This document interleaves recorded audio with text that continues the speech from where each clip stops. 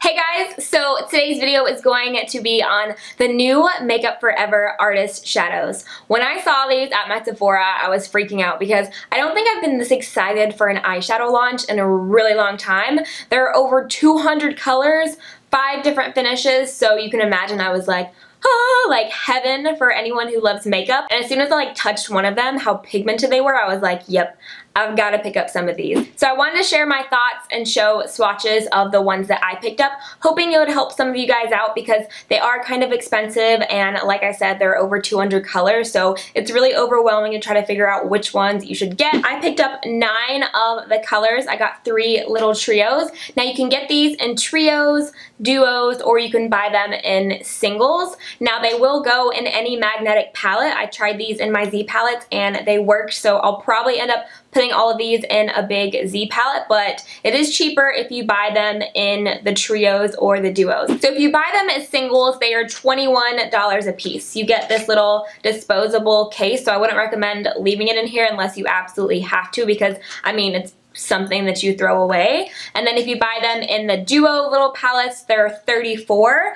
and then if you buy them in the trios, they are $44. So I paid $44 a piece for the trios, and I was like, oh my gosh, that seems like so much money. You know, you can buy a naked palette or any of these other bigger palettes for around $50, and for this you're only getting 3. However, I do notice a big difference in the quality of these shadows. First of all, they're super pigmented. They're supposed to have 88% color pigment, which is supposed to be the highest on the market. These shadows are also double the size of MAC, so I will do a close-up of what one of these looks like next to a MAC eyeshadow, so you are getting a lot more product than your average eyeshadow size. These are going to be a great investment for makeup artists or if you have a kit, because a little bit of eyeshadow goes a really long way. Plus you already get a lot of product. Using these the past couple of days, I was really impressed by how blendable they were, especially the mattes. I think the mattes are my favorite finish so far, just because they're not hard, they're not chalky, they're not powdery. They just really blend so easily onto the eyes. Because these are so finely milled, it's not a product I would swirl my brush in like some products that are really stiff. With this, I rather tap my brush because you get more than enough product onto your eyeshadow brush, and if you swirl it, you're going to get product everywhere because it is so creamy and so buttery, and you're just going to end up wasting a lot of product. So I would definitely tap into this because you barely need any, and it goes the longest way. These are made with a gel powder long wearing formula, which makes them a dream to work with. They've been so fun playing with on my eyes. They do come in 5 different finishes. You have matte, which have been my favorite so far, satin, iridescent, diamond, and metallic. I did pick up all of the finishes except for satin, so I don't have one of those to show you, but I do have the rest. They also are organized by like the color wheel and by the numbers, because they all have numbers but they also have names. So like I think the 700s might be the browns, and like let's say 300 is blue. I'm just kind of guessing here, but each of like the hundreds have like a certain color. Now I'm gonna go ahead and share with you the ones that I picked up along with swatches. So first, I made this really warm palette.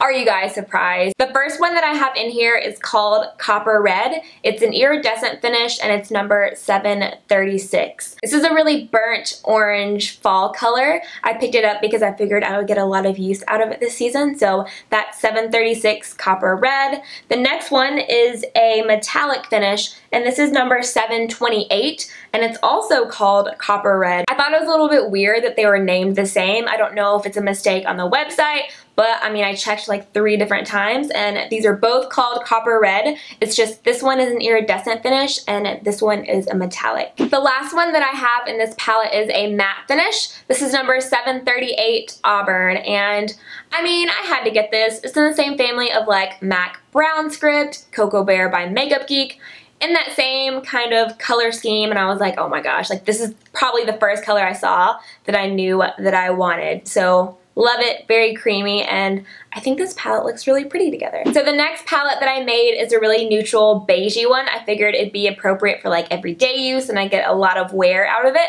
So the first color in the palette is a metallic. This is number 512 Golden Beige. I'm actually wearing this on my inner corners right now. It is so stunning and really, really pigmented and vibrant. This color is similar to Shimma Shimma from Makeup Geek, except for it's a little bit more vibrant and it's a little bit more golden, which I love love golden eyeshadows over like ivory ones, so I know I'm going to get a lot of wear out of this. The next color in the palette is a matte finish, and it's number 510 Vanilla.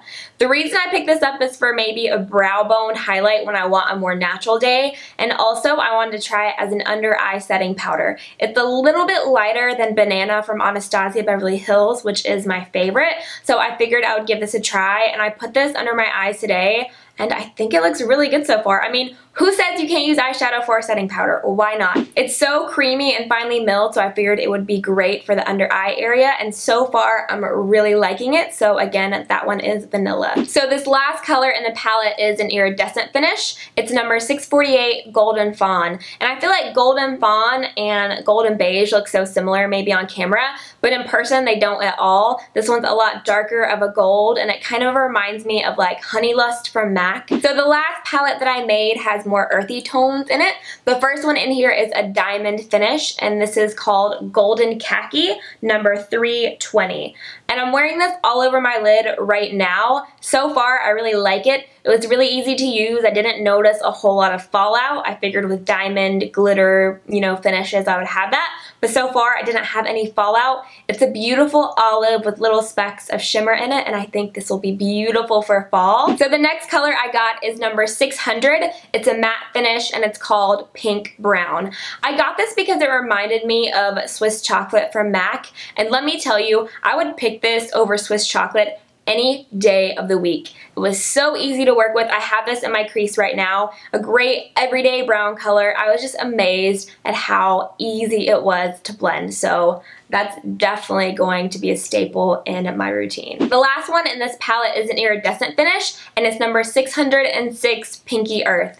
And on camera, again, I feel like these two look really similar. Pinky Earth obviously has shimmer in it, and it's a little bit more purple. I figured I would use this like all over the lid for a beautiful like fall smoky eye, and it's not really like much that I have. If I had to compare it to something, maybe Twinks by MAC, but it's got like a purple burgundy tinge to it, and I think this will be gorgeous for fall. So those are all of the colors that I picked up. I hope you guys enjoyed this video on the new artist shadows. Let me know in the comments if you've picked any up and what do you think, or what are your favorites, and if you want to see me use any specific colors in a tutorial, let me know as well so I can get on that. Thank you guys so much for watching. Don't forget to thumbs up and subscribe if you like, and I'll see you in my next video.